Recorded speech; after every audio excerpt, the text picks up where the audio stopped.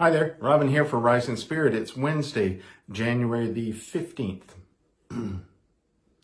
We're in the season of Epiphany, the season of revealing. We tell stories about Jesus that reveal Jesus, who Jesus is, how Jesus is, what Jesus is, how we might understand Jesus, why Jesus. They're stories that help us get to know Jesus and to understand what Jesus is all about. But don't stop there, because it's not just about revealing Jesus, it's about revealing how Jesus is in us. In other words, these stories that reveal the divine spirit in Jesus also reveal how that divine spirit is alive in us, and what we might do with that becomes the next question, right? We don't want to leave it at, oh, here's Jesus. Sounds very much like Ed McMahon back in the old Tonight Show days, remember? He used to introduce Johnny Carson by going, here's Johnny. Not in The Shining, I mean in the show. Because here's Jesus. Here is Jesus. Okay, but you can't stop there.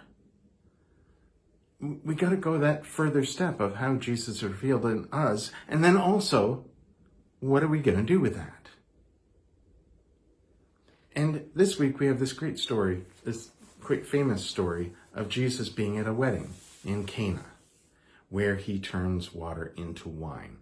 It's quite a well-known story. In fact, comedians like to have a go at it because it's a funny story. It is a funny story. We can look at it as solemnly as we want, but the fact is, one of the earliest stories that John tells about Jesus is Jesus goes to a party. Not just any party, it's a wedding, which would involve the whole town. It would last a week. There'd be tons of food and wine, and people would be dancing and just celebrating because it's a wedding. It's a great celebration. And Rowan Atkinson, for instance, has a really funny sketch where he's an Anglican clergyman reading the story, and he begins it as you would, but then it goes very quickly off the rails and turns into being basically about the trick. Jesus basically becomes a magician who ought to do parties. It's very funny. There's a TikTok going around right now where it's very short, but it's Jesus and the disciples come into a modern day restaurant. They're sitting around the table, not all on one side, thank you, but around the table, and the waitress comes over and says, "Can I get your drink order?" And they all start like giggling and laughing to themselves and like, you know, and Jesus finally goes, we'll just have glasses of water, and they all burst into laughter because they know what he's going to do, right? And that's the thing about the story. It is fun. It is a fun story.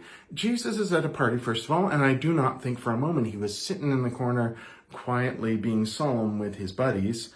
I think he was out there on the dance floor having a dance. He was probably enjoying some food, having a drink or two, and they run out of wine, and his mother says they've run out of wine, and Jesus responds kind of like a teenager being rude to a parent. He says, so what? What do you want me to do about it? And she leaves it with him and tells all the servants to just do whatever he says. And Jesus says, get all these big pots that you put water or wine in those days and fill them with water. And then suddenly they're wine. And even people at the party are super impressed because it even is the best wine. It's not just some cheap stuff from a box. It's the finest wine, and they're all impressed that they saved it. They didn't just give it all out at the beginning. They saved it, and now everyone's back in the partying mood, and they're having a great time. It's a great story that reveals the power of Jesus to... No, it doesn't. In fact, probably any street corner magician in those days could do that trick, because the point isn't the trick. See, particularly in the Gospel of John, there are signs. We call them signs because they're miracles that Jesus performs, but the point isn't the miracle. The point is what they point to, like a sign does. A sign isn't there just for its own well-being. You're not supposed to just be impressed with the sign. You're supposed to see where it sends you, the direction it points you, the information it gives you. And what we have here is something way more than just a parlor trick. See, first of all, Jesus doesn't just turn a couple of bottles of water into wine. He makes a whole pile of it, probably more than they would have ever needed for the rest of the week. And that came from a moment of there being none. Remember the big party? It's like a giant potluck. Everybody brings stuff, and they didn't have enough wine. And Jesus not only gives them wine, gives them way too much. It's about generosity and abundance, but not a wine. It's about a generosity and abundance of spirit. That's what does it. See, you have to ask the question, how does he do it? How do we turn water into wine? It's not just to wave a wand over it. It's not a Harry Potter movie. How does he do it? Then you got to ask the question, well, what is Jesus? Who is Jesus? How is Jesus? Jesus is love. Jesus is grace. Jesus is the divine spirit at work. So it's the divine spirit that does it. That spirit of love and grace, generosity, abundance. That radical how that we can make happen too. But then you also have to ask the question, who are we in the story? Are we Jesus? Are we the people at the party? Are we the couple being married? Are we the servants? The ones who are the only ones who know how or who did this? Or are we the containers of water that are turned into wine? Because that's kind of where we might find ourselves as a church, especially as a community, as a society right now. We might find ourselves sometimes feeling empty. We might find ourselves feeling just like plain water. But the divine spirit, the spirit of Jesus, the love that is Jesus, changes that.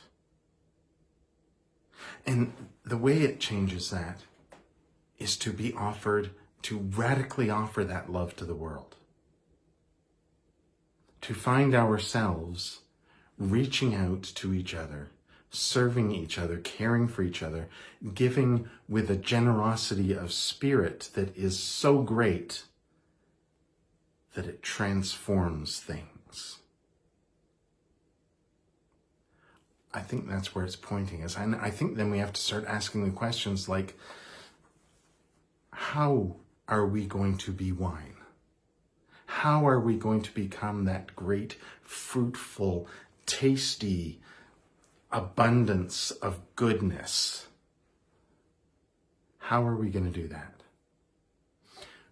Where is the Spirit at work in us and in our communities that will make that transformation happen? Please join me in a short prayer.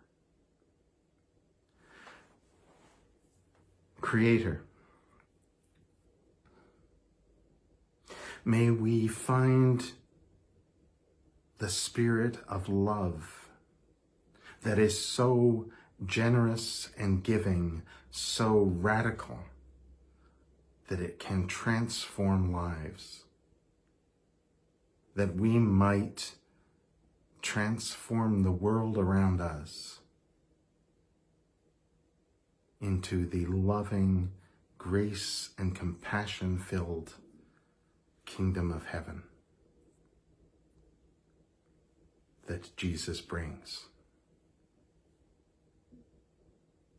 Amen. Thanks for joining me today. Take care. Be well.